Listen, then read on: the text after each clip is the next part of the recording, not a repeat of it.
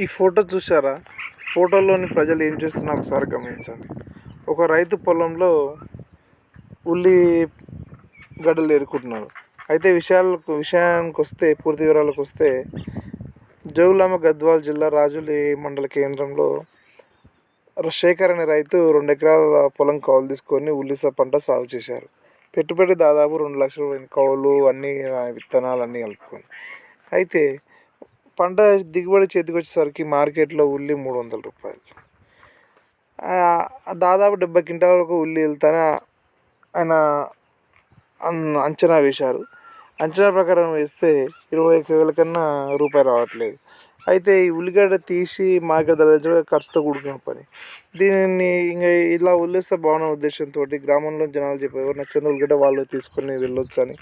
ఇక ప్రతి ఒక్కరు తనకు తోచినట్టు ఆటోలు తీసుకొని వచ్చారు, బ్యాగులు తీసుకొచ్చి వెళ్ళారు.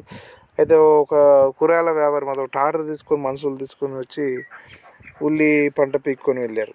ఏదేమైనా సరే ప్రభుత్వాలు ఒకసారి ఆలోచించారు, ప్రజలకు గిట్టుబాటు కల్పించారు. ఒక్కొక్కసారి వీళ్ళు చూస్తే దాదాపు 100 రూపాయల కిలోకి వెళ్తుంది, ఒక్కొక్కసారి రూపాయి కిలోకి వస్తుంది.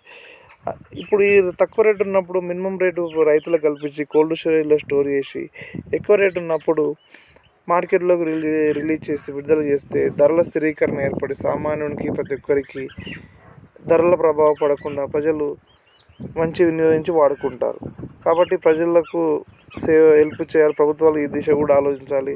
ఇటీవల గవర్నమెంట్ కూడా 1000 మద్దతు ధర పెట్టి కొన్నామని చెప్పారు, కానీ అది కొద్ది మొత్తంలో సేకరిస్తారు. మొత్తం సేకరించాలంటే ప్రభుత్వాల పరంగా కూడా కాదు.